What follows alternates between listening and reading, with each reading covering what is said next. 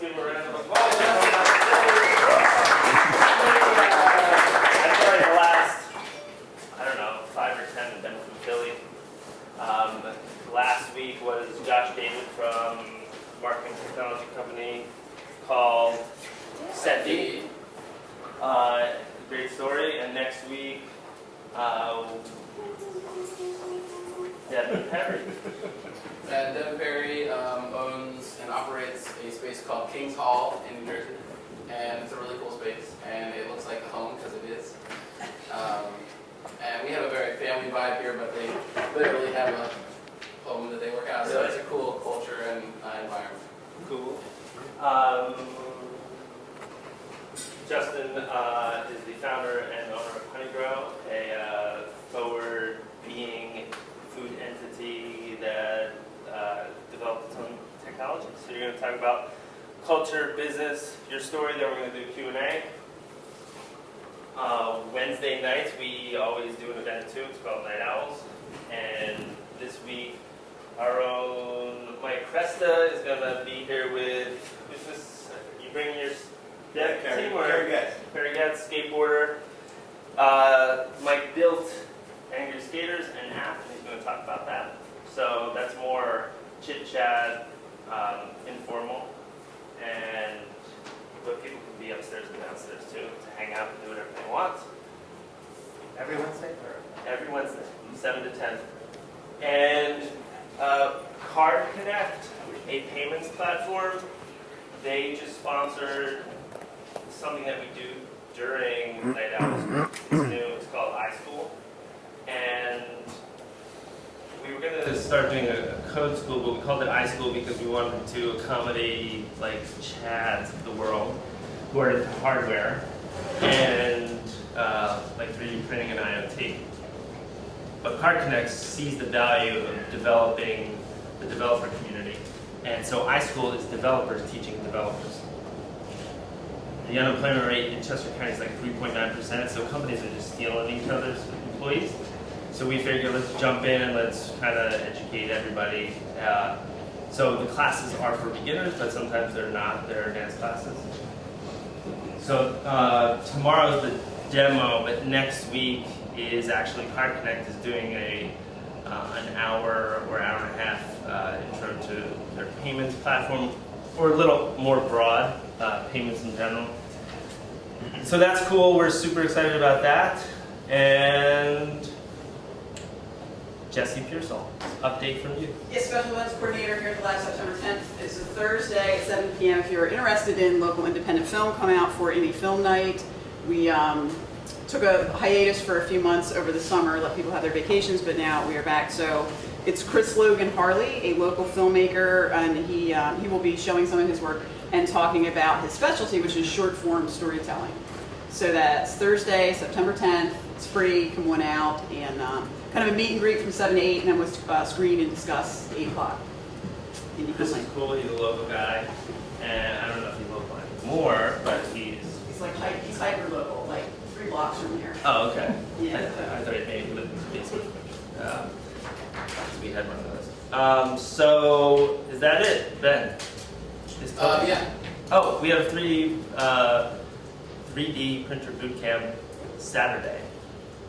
I don't know if anyone's interested. We have a space open. I don't know if we could rush the printer. I was going to say, if you were willing to pay the added shippage cost, we'll talk about it. Yeah, but you walk out with a 3D printer. We did one a couple months ago, sold out. Gary, how was it? It was excellent. That's cool. So we got some grant money. We got trained by NextFab, and we thought, what the heck do we do? Let's make 3D printers and put them in the community. Has anybody come over and said, wow, Gary, show me how to use that? My son has had all his buddies over going, wow, let's print stuff, and they've been printing like crazy. Nice. Awesome. We actually should do a real testimony. We need to do a follow-up too and get into IoT without taking more time. 3D printers are an incredible novelty without a functional purpose, and IoT allows them to have that functional purpose by putting mechanisms or housing sensors. Like the dog that like the dog. Yeah, so this is somewhat functional. That's IoT. So someone opens the door and the dog wags its tail, and So, but that's an experiment. That's just No, that's Yeah. totally Yeah. a right experiment. Yeah. With a Raspberry Pi for $30 and some plastic, you could create your own home automation system from scratch and do your own things. All right, so that's it. Thank you for coming. It's your turn to come up. Let's give them a round of applause.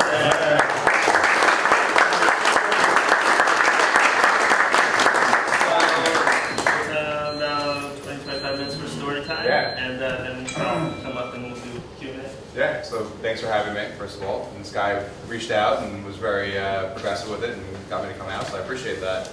And actually, I work with Card Connect. They're good guys, so I'm really happy to hear that. Yeah. We just started working with them because they have a really great encryption technology. And they work with like the US Social Security, they work with Adobe. I'm like, well, I want to work with you too, so pretty cool. Well, thank you. I don't know where to begin. I guess just tell the story of how I got from my cubicle to sitting over here. Originally from New York. I went to Penn State undergrad, main campus, and was a history major, Spanish minor, full creative. Really just thought I was going to go to law school, be a teacher, professor. When I graduated, I had a really cool opportunity in Philadelphia to work for Frankfurt Chocolate, which is based on Washington Avenue. A guy named Stu Solarnik hired me, CEO, and they were transitioning their factory from South Philly to, I guess, Northeast Philly. So did that for a bit. Then I got involved with real estate, doing apartment acquisitions, kind of a cool boutique firm that would fly me out to Denver, and I'd have to, negotiate with whoever for an apartment building. It was interesting, but I really wasn't feeling too fulfilled with it. I mean, it was kind of cool to learn the business, but it wasn't really my thing. And eventually got into real estate finance with a history major, I don't know how. Worked for a company called PREIT, Pennsylvania Real Estate Investment Trust. They own a bunch of malls throughout the area, Cherry Hill Mall, Voorhees Town Center, et cetera. It's a good company. So I was in asset management for a while, and at night I was getting my MBA in finance at Temple. Just really wanted to master the business side of everything. I just wanted to know more. But deep down, I always had this thing inside of me that I just wanted to have my own business. I'm a creative. I really wanted to create something that I'm passionate about. But it was kind of just like simmering deep down. I really didn't want to, I didn't know what to do with it. I was just like, okay, I'm working here. I'm at the time 26 years old.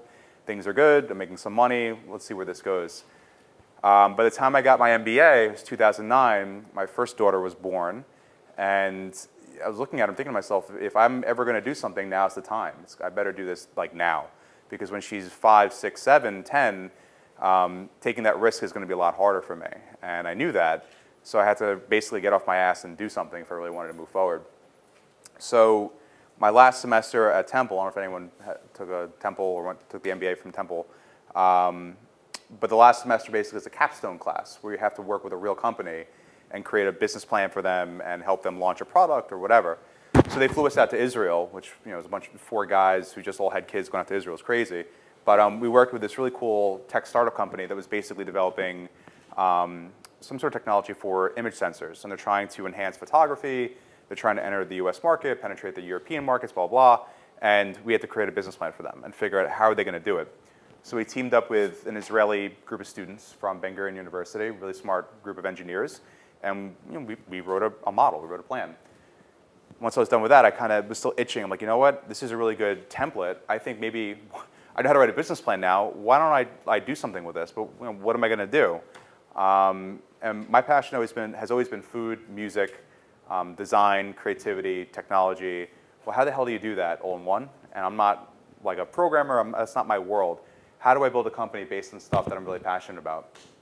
And when I was at PREIT, I would see the sales numbers for a lot of different concepts. It's like Victoria's Secret or Apple or Chick-fil-A. I mean, across the spectrum, Hot Topic, whoever, I would see how they're doing. And I always found it really interesting how some concepts do better than others. Like Chick-fil-A was doing massively better than anyone else in one mall. And I was always like, why is that? Why? I know why, I mean, Chick-fil-A is good, but like, why exactly, can a company that's only open 6 days a week be just destroying everyone else in terms of sales per square foot?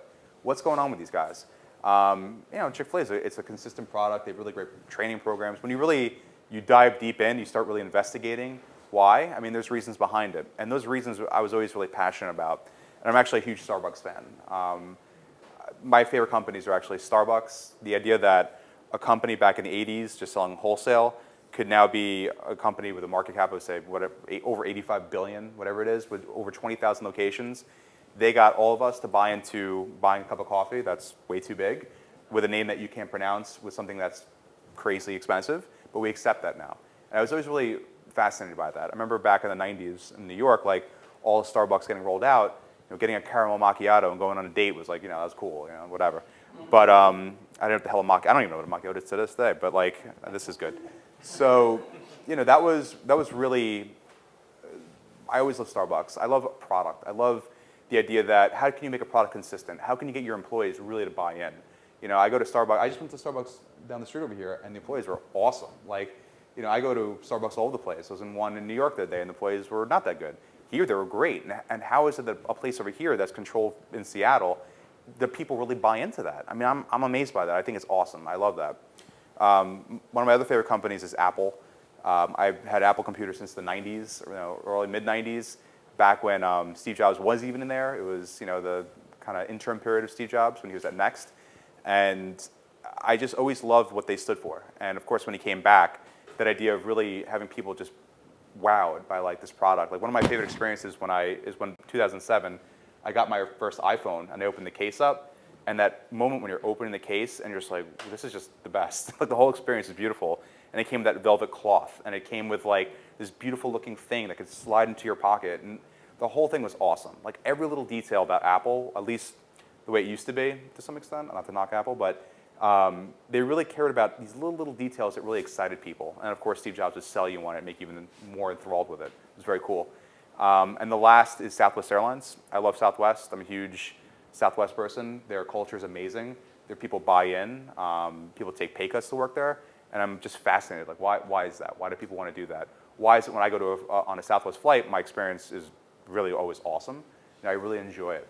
So that's kind of where my mind was/is in terms of really building a company, places that really inspire me. I'm also a huge music person, so I was enjoying Beastie Boys for a while over there.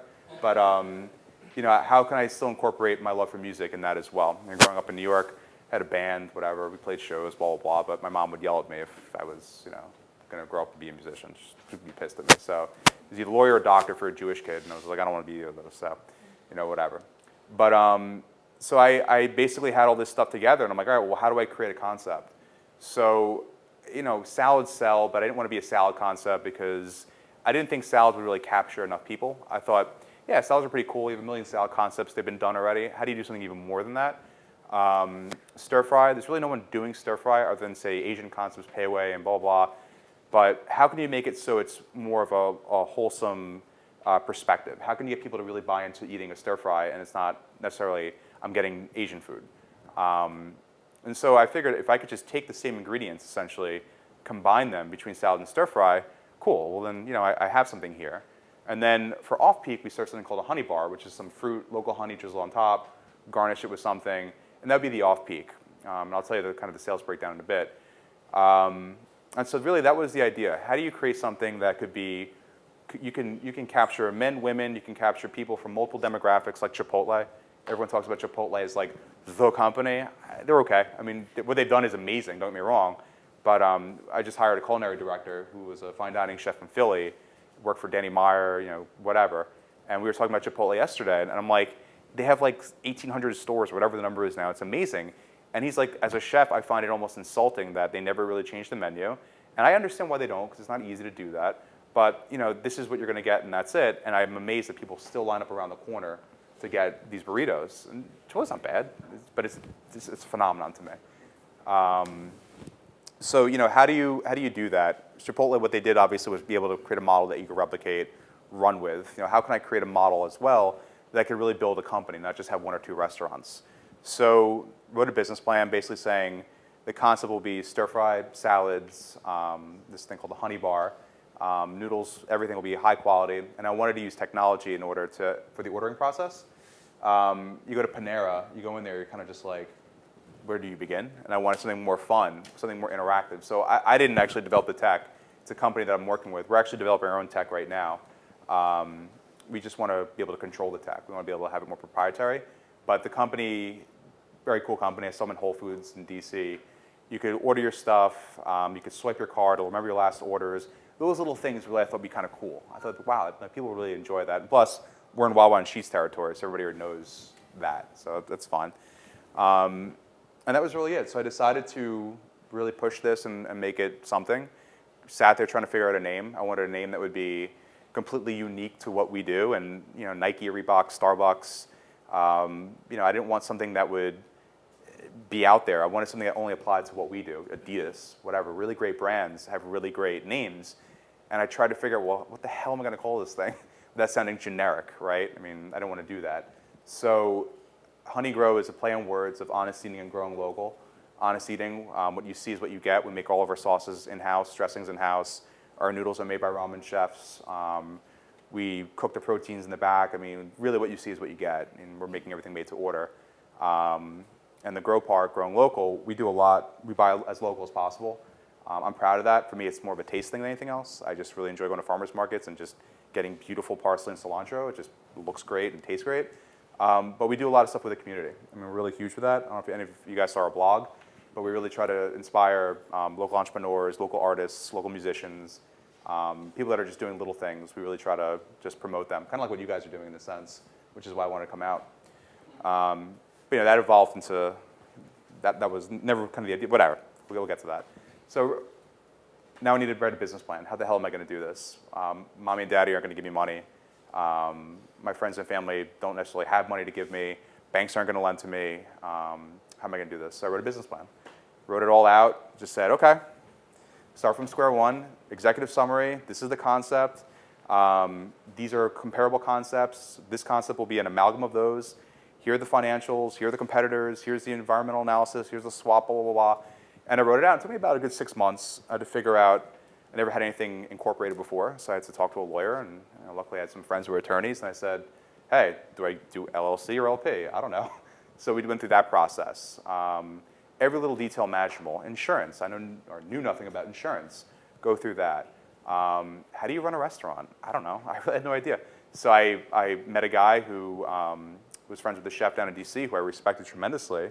And I said, look, man, like, can I just work for you for free on weekends? And he's like, sure, but I'm not going to pay you. I said, no, that's fine. So I would work at Preet 5 days a week. And on Friday nights, I'd take the bus down to DC and just get down to DC. And I would basically do Friday night rush, Saturday morning prep, Saturday night rush, and Sunday morning prep, and just get my ass completely kicked in the kitchen until I really knew what I was doing. So progressively, I went from salads to desserts and salads to a grill, doing some saute, and I saw the progression. And the weird thing was I loved it. I just loved it. Like, I loved being on the line. I loved the energy. I loved the teamwork. I loved the product. I loved the execution of it. I just loved it. I'm like, wow, I know I'm making the right choice because I'm really passionate about this. So I have a business plan. I'm getting some street cred relative to when I talk to investors, but I have to find investors. So how do I do that? Not really knowing too many people in town because, I'm from New York, and I spent the last few years in my cubicle and at class. So I just spoke to people. I networked. I joined the Philadelphia Chamber of Commerce, met people over there. I just kept networking. And over about 18 months, I met with 93 people. I had my spreadsheet and yes, no, maybe. I met people that were like, yeah, this sounds like a great idea. I'm going to come visit you in Philly. They'd come down to Philly. Wow, this is awesome. Let's do this. And then never hear back from them again. You heard people, like in the movies, like, this is just not a good idea. Restaurants fail, get out. I'm like, all right, fine. Some people, for the most part, were really nice and said, look, I just don't think this is good. Good luck. If you need anything from me, blah, blah, blah, let me know. I said, cool, thank you. I appreciate that. And on and on and on and on. And it just, it takes its toll. Like, when you, as entrepreneurs, like, you really believe in what you're doing. And it could be the most insane idea ever. I'm going to take air and box it and sell it, whatever. But like, if you really are a true entrepreneur, you believe in this product, you care, you're passionate, you're going to keep pushing no matter what. And it's just, you're constantly getting hit, and you have to keep moving forward no matter what. Because if you really believe in this thing, and honestly, if there is a model behind it that can prove profitability at some point, you should keep going. Like, just keep going. So I kept going. And fast forward to this point, now it's April 2011. I met a guy at a Starbucks, now that I think about it, who we were talking for a while. He's a professor at Drexel, introduced me to a guy, and then he introduced me to a guy named David Robkin, who is now my business partner. David's background is he's a venture capitalist by trade. He's a CPA, and he's also business partners with Stephen Starr. So Stephen Starr is a big restaurateur in Philadelphia, owns some of the best restaurants in New York and Philly, good guy. And so when I read David's background, I'm like, oh shit, I can't fuck this up. Like, this is a big one. So went to a boardroom in some attorney's office, sat there, David was across from me, and I made the pitch. I'm like, look, I'm trying to create a fast casual concept with a focus on high quality. I mean, this stuff that's generic, but I'm like, in Philadelphia, there's really nothing like this. You know, if you go to New York, you go to DC, you go to LA, there's lots of really cool concepts. And I feel like Philadelphia could really have something and have a concept we can call its own. And there's a technology component to it, and blah, blah, blah, blah, blah. And he's just like, all right, well, send me your business plan. And because I think I wrote the most exhaustive business plan, he called me back and said, look, I want to meet with you. I said, okay, cool. So we had lunch on that Monday, I met him on a Thursday, and tore the business plan apart, said this, that, blah, blah, blah, you know, venture capitalist, and then said, this is actually the best business plan I've ever read. I said, really? But, you know, I'm waiting for the but, blah, blah. He's like, no, he's like, I think I can get this funded. I'm like, what? And I couldn't believe it. It was like the greatest moment. You know, I can't believe it. He's like, you have a site? I go, yeah, it's a site. It's on 16th Street. Right now it's a pita pit. I know the guys are closing, and I think we could do really well over there. So what's the rent? I know the rents. I mean, real estate was my background. So he's like, great. You know, I think we can get this thing funded. It's amazing. So he brought in another partner, a guy named Brooke Lenfest. Jerry Lenfest is his dad. Had a huge cable company, sold it for a lot. Brooke joined on, and David and Brooke really were silent partners. And David actually joined us. I'm more of the managing partner. And I said, let's do this. So I opened up 16th Street, emphasis on clean design, great music, great food. Had a chef consultant at the time who completely was worthless. You know, just quite frankly, I had no idea what I was doing. Like, I had no clue what I was fucking doing. And I don't think anyone that was working with me had any idea what they were doing. And it was the greatest but scariest time of my life. Like, you spend all these years and moments trying to figure this thing out. It's your baby. And you're just putting the pieces together, and you're watching it, and you're like, when we open the doors, and then what? You know, this training program, is it the right training program? These sauces and dressings, are they really that good? You know, it was this great, terrifying moment, and simultaneously, my wife was pregnant with our second kid. So it was just a crazy time, and it was a complicated pregnancy. It was crazy. So you name it, it happened during the construction process. We had no pipe venting in the space. PGW didn't want to give us gas at one point, last minute. You know, it was just rough. Got through it, got past it. Finally, it's D-Day, let's go. We can get this thing open, turn the lights on, open the doors.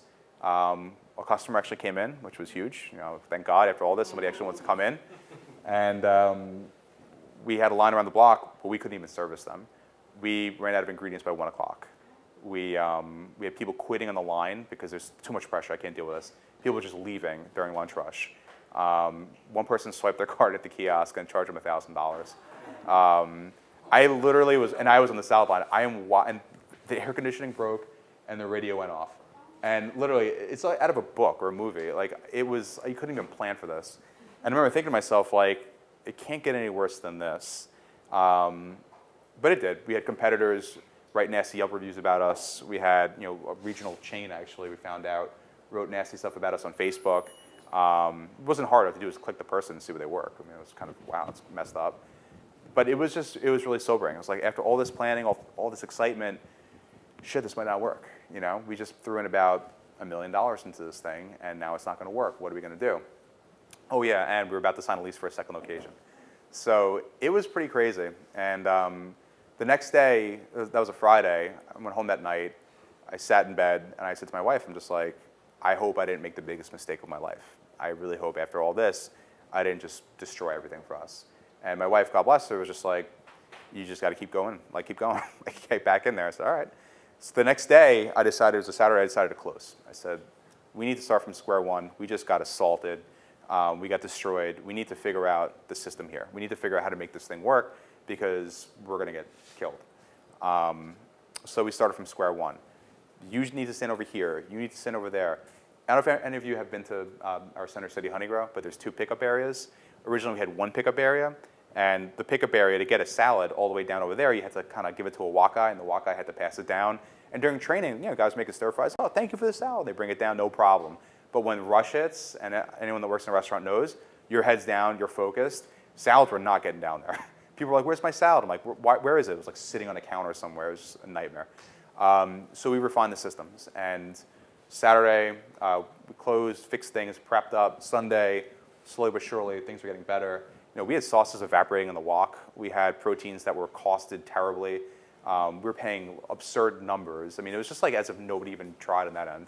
And then I had to go back, renegotiate each one of our vendors. Our noodles were not good. They were sticking to the wok. I went to New York. It was in July. We opened June 8th, 2012. I went back to New York in July and went to my favorite ramen places. I'm just like, hey, where do you guys get your noodles from? Nobody wanted to tell me. And eventually I found a place, one of my favorite places, then someone was nice enough to tell me. I called these guys up. They're ramen chefs in New York, New Jersey. And I said, look, I really want to work with you guys. And they're like, well, we typically don't work with guys like you. I said, look, let's just meet. I will become your biggest client if this thing works. He's like, all right, cool. And we are now. We actually had drinks with them on Friday night in New York. They're happy. But yeah, I said, I want to create a noodle with you guys, freshly made, exactly 5 ounces. The price point is X, Y, and Z. Let's do this. And it has to meet the sauce profile for each one of our sauces. And we did it. And so slowly but surely, things were changing. My wife had the baby, July 10th. Then I was able to fire the GM because she was a nightmare. I ran the store day and night. Our first month, we actually lost $35,000. It was insane. It was insane. And then July, August, really just fired a bunch of people because they're just the wrong people. Got the right people in, got the right systems in, right training in, right product in, and just really being consistent about it, right? So I'm working day and night. I'm being consistent. I'm making sure things are right. And in September, we hit a profit, and it was the greatest moment ever. After all that turmoil, after all the headaches, we're in the black. It's great. So, what now? You keep going. We signed a lease for a second location. My partner's like, are you sure this is going to work? And of course, the entrepreneur in me was like, yeah, it's going to work. We'll be fine. One of my partners actually wrote me an email saying, hey, if you're not positive about this, we shouldn't do this. It's a very expensive lease for Bala Cynwyd. And I actually began to write an email about maybe it's not the right move for us to do this. And I drafted it. And again, my wife walked in and we're talking and she's like, you need to delete that email right now and get rid of it because I'm telling you this is working, it's great. And so I deleted it, pressed reply to my partner, said it'll work, don't worry. Thank God. Very, very crazy time. But it did. We turned it around. All of a sudden, money's coming in, the product's right, the team is right, it feels good, the energy's right in the store. We're banging things out, wait times are good. I mean, the accuracy's there. People are really being positive on social media. I mean, everything really started coming together. Opened a second location, and from day one, we knew how to do it. It was just great from the beginning. We just had the right systems, right everything. And then in 2013, it really was about just refining absolutely everything we do. Better vendors here and there, better pricing, better process, better technique. I'm huge with our social media. I mean, making sure we have the right social media, Facebook, Instagram, Twitter. Every single day having a meaningful post, not just post something to post it. All these little things. And really in the process, the skill set changed from running a restaurant to building a company, right? Now it's let's find more leases, let's do this. We figured the system out. I don't want to open up 5 stores in 2014. Let's open up 1 or 2 stores because we're not ready yet. And really finding that balance was critical. So 2013, we killed it. We did great. 16th Street at this point, it basically went up in sales by 4 times from then to today. Bala Cynwyd is doing incredible. We opened up Radnor, and then we opened up Cherry Hill. We're actually opening up 4 more locations this year, which is insane. And a lot of it has to do with taking a step back, and being honest with yourself and saying, okay, where are we failing here? I think a lot of people, when they want to be entrepreneurs, they miss sight of what's important. You want to stay focused. You want to stay true. I'm a product guy, and to me, if we don't have the product right, there's no point of doing this. It's like, what's the point? You have to get the product right. Product, stir-fry salads, and you have to find the right people to do that. How do you do that? Finding people, as everyone in this room I'm sure knows, is the hardest thing imaginable. Finding the right people is the #1 challenge I think anyone has. And then you need to properly recruit them. You need to properly onboard them. You need to properly train them, and then you need to properly give them feedback and assess them. We call it ROTA, recruitment, onboarding, training, and assessing. You need to kind of put them in that cycle so they're constantly engaged, they constantly care. You don't want people to just say, F this, I don't want to do it. How do you do that? We have a lot of cool things inside our organization we do for our staff. If you're with Honeygrow for a year, you get a really cool chef's knife that says year 1. I'm a huge Batman fan, so Batman year 1, comic book. on the knife says year one with your initials on it, and social media blows up. People go crazy, like, oh my God, I got my year one knife. It's really cool. We have a guy getting a year three knife pretty soon, which is really cool. And I'm constantly trying to figure out ways, how can we get our staff to buy in? How can we get the lowest turnover rate and the highest accuracy rate for our orders? I mean, that's become like an obsession of mine. And it really boils down to that training, recruitment, and making sure people truly buy into the concept.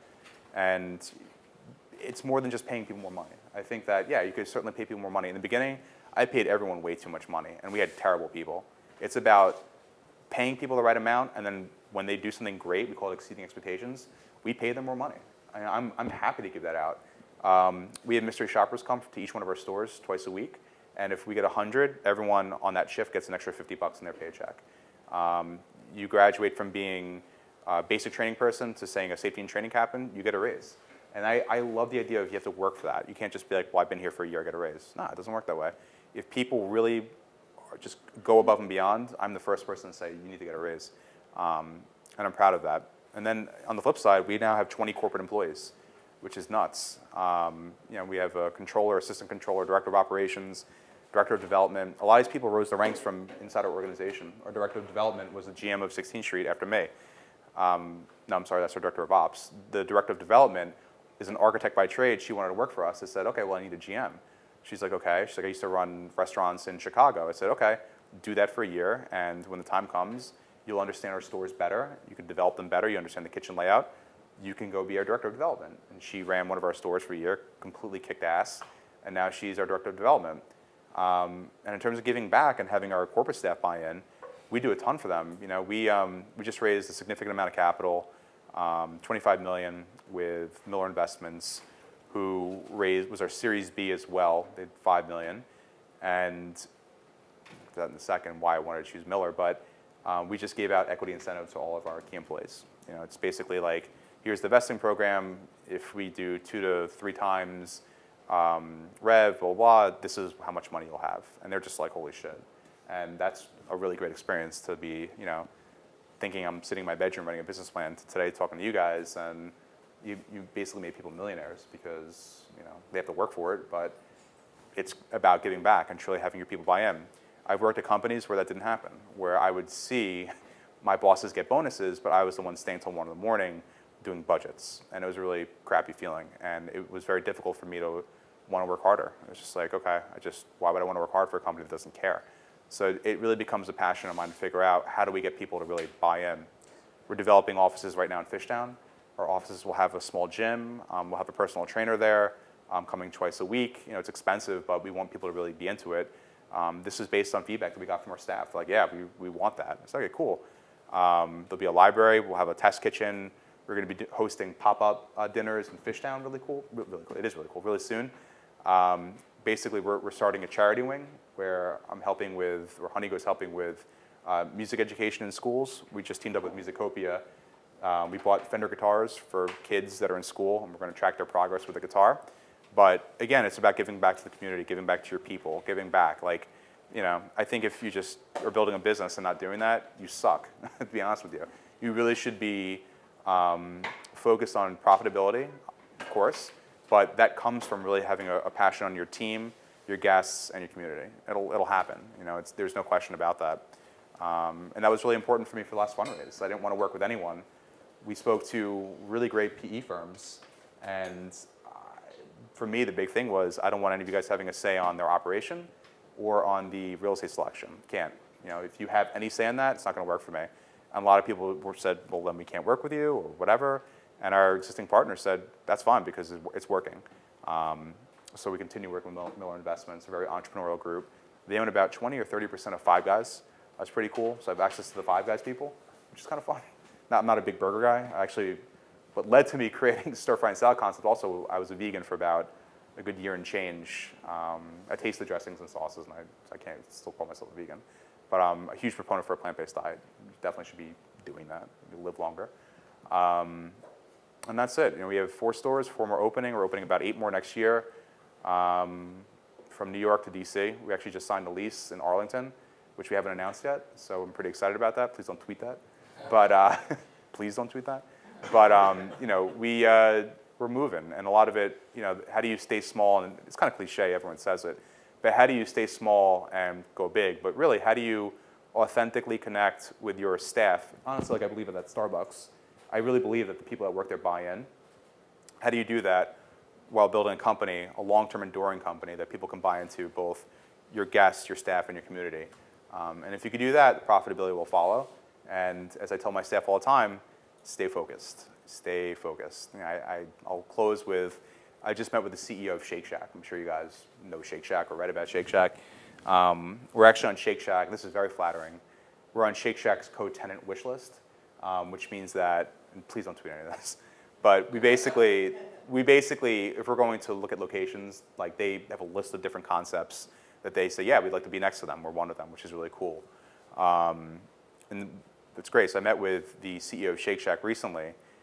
Really great guy, Randy Garudi, and I was asking him a ton of advice. I'm like, what is it like now being a public company? Because you were just running the Shake Shack in Madison Square Park in 2004, and he's like, it's amazing. I wouldn't trade it. You have to stay focused, and you have to kind of keep your eye on staying, small in a sense, but with a mindset of we should be going global. And I think that's critical. I think you need to really be responsible and grow the company, but at the same time, what made you successful in the past, you can't lose sight of that. And I tell my staff all the time, like, connect with the guests, make sure your team is being coached, make sure your GMs are happy. How can you simplify the lives of your managers? How do you take administrative work out of their hands and have them focus more on the guests and the team? How do you do that? So those are my kind of obsessions, and I guess it works, so, that's it. All right, thanks a lot. So we got some time for Q&A. House rules, just tell us who you are and what you do and your question. I'll usurp everybody by bringing up this meme going on with Jeff Bezos from Amazon. There's a Great article in the New York Times about how everyone gets blasted about 2 years. Yep. But then there was some response to that said Amazon's the biggest retailer in the world or in the universe, and that's because fundamentally he was able to get the most out of each employee. Sure. Have you read that article? Are you following that? I've read it. I saw they're bigger than Walmart, and I sent that article out. I actually read it Saturday night before. I thought it was going to be in the business section, and it was the front page of the Sunday Times. It was incredible. I read it. So, but it makes him look like a tyrant, and the place looked like a complete fiefdom. But yeah, it's crazy to see that you can get those results. But my question, of course, I'm not Jeff Bezos, and he's obviously done an incredible job for the most part. But how do you do that for the long term? And how do you, people are lined up to still work there, and I'm like, why? What's the benefit? I mean, of course. Is it one of those resume builder kind of places? And if for them that works for their business model, cool. But what about long-term buy-in? What about resentment for people that are going to leave? they actually have some internal technology where you can rat out your coworkers to their bosses or something. It's intense. Pretty nasty environment. You sound like the opposite, but you're getting the same result. So that's kind of why I brought it up. Yeah, Okay. Yeah. Who is next? Who would like to ask a question? I will. Hi. Hi, I'm Kate. First, thank you. This is a great talk. Maybe personal, but I found it interesting. You said before you started Honeygrow, you felt a little restless. Yeah. So I guess, I'll ask, how do you feel now, and what gets you excited about what's ahead for you? That's a good question. I'm still restless for my Fitbit app, so I'm a mess. But back then I was restless about I just didn't feel fulfilled in my career. It was kind of what do I need to do that? I knew to create a company is a passion. Like I mentioned before, the skill set is so different from banging out stir fries and salads and figuring out little things out, training systems, to now building a company. And I go into the stores, and to me, that's almost like not working. It's fun. I really love it. It's great. When I'm in the office and we're sitting there trying to figure out God knows what, we're looking at development budgets yesterday, it's really important, but that doesn't get me out of bed, but I do it anyways. I think what really gets me excited is building the company and opening up in new places and continue to get that buy-in. I think that to do that is awesome. To know that we're a really profitable company, but at the same time, everyone, the staff's happy, the team's doing great, and the guests primarily are really happy. Like, that really excites me. Like, I really love hearing, like, yeah, I had a great experience. I'm really also good at looking at the other side of the rock, which is, I don't know if you read Good to Great, talked about that, and being honest with yourself and saying, hey, where are we failing? Like, I don't know, a few weeks ago, we screwed up massively. We had a 20-minute wait time at one of the locations. They forgot to order noodles. They really messed up. And the question then became, well, what as a system did we mess up on so you can prevent that? And then figuring out those holes, I get really excited about as well. Are you doing anything with IoT to help prevent operational failures like that? Yes, we actually just hired a director of tech. So we are getting rid of all of our technology that we have now, and we're making everything in-house. We teamed up with a company called Control Group. They're based in New York. They developed I don't know if you saw the New York City, if you go in the subway, there's like cool kiosks now, so if you get stuck in the Bronx and want to figure out how to get home to Queens, you can push a button and then it shows you exactly the subways to take. It's awesome. So we teamed up with those guys. Really cool design / technology people. They actually partner with Apple with a lot of stuff too. So we're doing new technology with them. Little things like we'll have a secret swipe for a secret menu. So we'll be releasing through Snapchat like every quarter, like, and if you do that, like a cool like random stuff pops up, or like the screen gets inverted. Just like cool little things. I'm a huge video game person, so that'd be fun. In terms of the systems, yeah, so we're working with this company called Compete that helps with inventory management. Wherever you can, we do it, which it makes sense. So, yeah. So like in the refrigerator, having something that knows when something's empty and orders it versus waiting for a human being to identify a low volume in a container. That's a good idea, actually. Not even think of that. Chad can make. Yeah. It means to automate all the process that you would have to create more training and onboarding to optimize for humans. And the idea is that the more sensors that we have on at basically every device in our physical environment, the smarter our environment becomes, and therefore the not dumber we need to be, but the more we can focus on our cognitive, our intellect. Very cool. Hi, Bob Fedor, I'm with SCORE. Just curious, how much market research on your target customers, price points, products, etc.? Sure. Before you launch? Before I launched, a good 6 months at least. I lived / worked in that market, so I already had a very strong idea. But I basically took 10 comparable concepts, and I did everything from finding out how big are their bowls.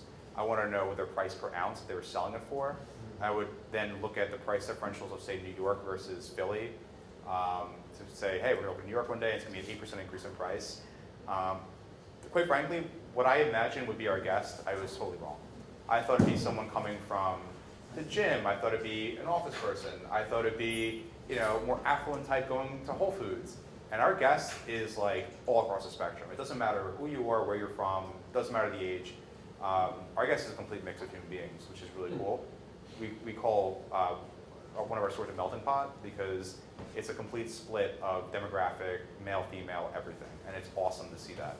It's like Chipotle. You go to Chipotle, it doesn't matter what color you are, doesn't matter what country you're from, doesn't matter if you're male or female. People go and they get it. So that's our market.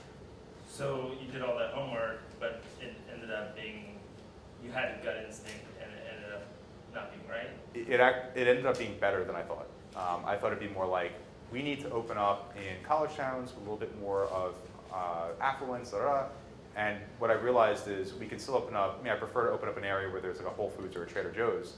I think that makes sense, but our guests, they're coming from everywhere, and it's really cool to see. The price point, it's $11, $12. It's not cheap. My goal was to get it as cheap as possible, but have people feel like they're getting a bit of a premium, and people know that, so people will go out of the way for a better product. Okay.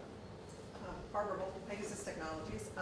Kind of following what you were just saying, how are you choosing your locations and where you are opening and growing now? How are you picking where you want to go? Yeah, so I'm a huge data nerd. I like data. So I basically look at how many people are in the demographic, what's the density, get a general idea of the market, what other comparable concepts are there. So once I have a general idea of that, I want to know rents, and I want to know sales comps for comparable concepts. What is Chipotle doing? What is Panera doing?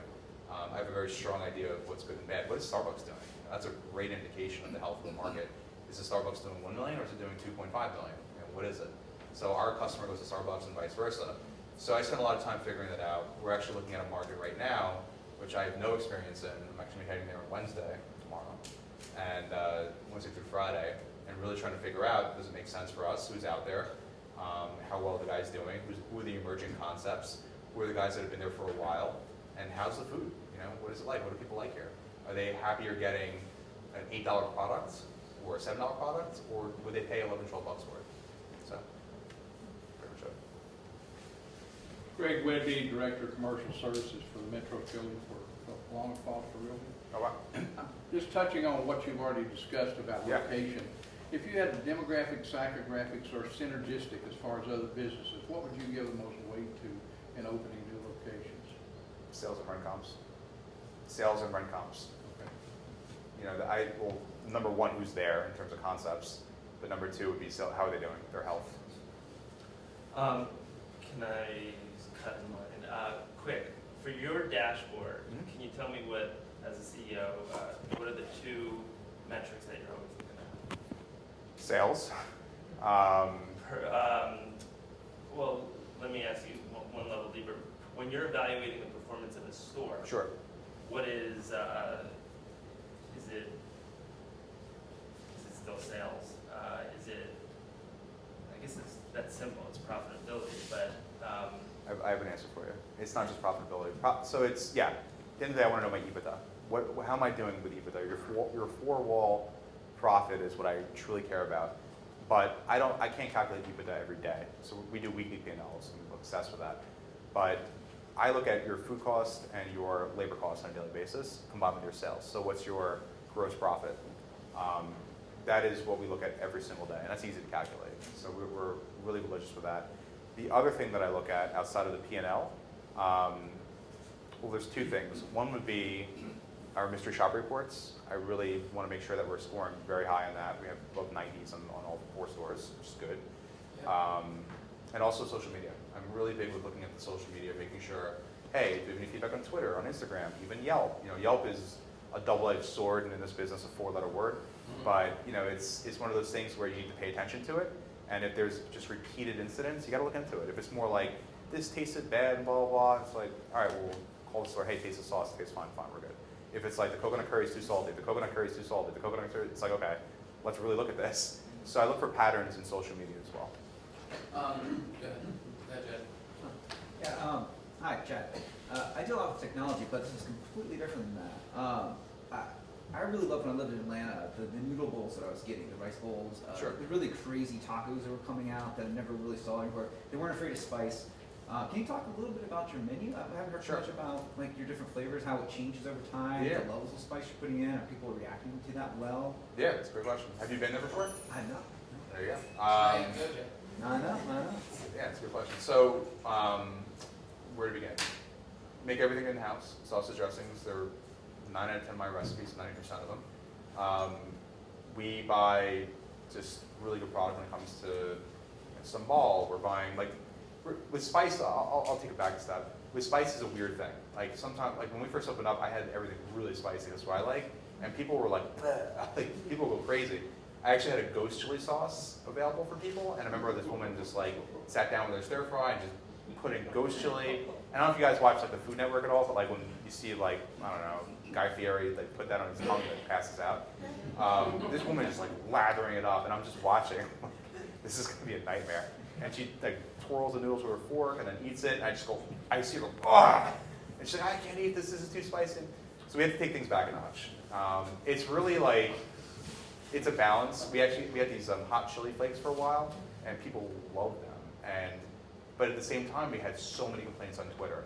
And then we had a really big food blogger complain one day, and I said, that's it. I'm done. I don't want to deal with this stuff anymore. So that might be a secret menu item. So the spice level is one of those things where you want to make it not too deadly, but you want people to come back. Variety of foods. I mean, there's such a variety of food out there that people generally don't get into. So it's not even just pure spice. I mean, Sure. spice herbs and Yep. different herbs you can bring in, and Yep. even like some of the old timey herbs that people don't really know about anymore. Sure. So I don't know if you're doing any of that. Old time herbs, not really. I mean, we're using more like anything from dill, basil, parsley, cilantro. You know, we're keeping it simple. Also, what's accessible and what we could buy local. That's one of the reasons why I brought on a culinary director, because I want him to be able to take that to the next level. I mean, I know my weakness, and it's not, you know, I'm a huge food guy, but I'm not a chef. So I basically said, we already met yesterday about this, and I said to him, your #1 job right now is to take your sauce and dressings, reevaluate them, and make them taste better. That's it, figure it out. And he's like, all right, I'm on that. Chicken and proteins, we talked about that as well. You know, we're basically just we buy really good stuff, right? We're buying really good, we buy our proteins, our pork and beef from Creekstone Farms. We're just taking some salt and putting a little bit of Montreal seasoning on it and roasting them, not frying anything. And he's just like, no, you can do this. I said, all right, we'll just do it. It's delicious. We have a baked and pork chicken, which I think is okay. I think we could do better. So this guy, David Katz, he's into fried chicken. He's like, I'm going to create like this fried chicken thing for the salad. Just do it. Try it. Let's do it. So I'm really open into new things. It just has to be easy for the staff to execute. Like they can't spend too much time with it. They also can't spend too much time messing it up. And the last thing is, we actually had a panko chicken for a while, which was delicious, but staff literally would eat it and it would never make it out. So our yield was like 60%. Like I would walk into one of the stores at like 9:15 at night when no one would expect me. I just walk in, hey guys, what's going on? I'm like, oh shit. And then there'd be people in the back just eating fried chicken. I'm like, what are you doing? So, you know, we actually got rid of that. All right, we got one more question. 2. Quick. Go ahead. So Janelle Snyder, founder of Snyder Law, and one of the advisors Yeah. here at the labs. My question is about moving forward and your locations. Are Sure. you very focused on company-owned locations? Are you considering franchise? Like, what is your kind of thought process Yeah. around that? So I have this conversation with my partners a lot. I am a huge proponent for staying company-owned. I think with franchising, you have a really easier ability to grow faster, but then you're opening up a different set of problems that I think personally, knowing me being a control freak, I'd freak out. Right now we're talking about just really staying corporate-owned. That said, if it made sense, like a California where labor laws are tougher, difficult, whatever, it might make sense to partner with a more established, more of a corporate franchisee who could really take the stores and run with it. But at this point, I would say keep it corporate owned. Okay, and Ray. Hi, Ray Sarnacki, I'm an advisor here at the lab. What do you think, basically you were a seed stage company. Yep. Concept only. What do you think the key was for getting funded? I think my partner's nuts. I think he actually always says, I don't know what the hell I was thinking to invest in you. Because now he's very happy. He actually, part of the fundraiser, he took some money off the table, so he's happy. I didn't take anyone off the table because I'm planning on this thing being big. But I don't know. I said to him, like, why did you invest in me? Because everyone else said no. I had no background in this. I had no reputation. And he was just like, I just bet on the jockey. That's what I'm good at. Your business plan was great. He wanted to meet my wife. We went to dinner, make sure that we were just going to take the money and run. He knew people that I work with at Preet. So there was a bit of a comfort level. So I think what got me funded was a mix of finding the right person at the right time who was willing to take a risk on me. Thank God he did. I think also was my business plan was really solid. And I think that ability to execute really was there. He'd ask me a million questions, I was able to answer it. My original financials had a loss in year 1. And he's like, this is what you would give your mom and dad. Like, I want to see an EBITDA above 20%. Can you justify that? I said, yeah, I could justify it. And I tweaked some stuff, and it was based on precedent from other companies. I said, these guys are doing it. These guys are doing it like this. I got the financials from X, Y, and Z. Here you go. I said, okay, let's do it. So I had that ability to speak numbers. That was my finance background, which added a lot of comfort to him as well. It wasn't just like, I'm a creative. I'm going to create a lot of cool stuff, which I'm way more of. But that finance side really helps balance me to making rational decisions. All right, so thanks a lot for coming. Yeah, man. Thanks for having me.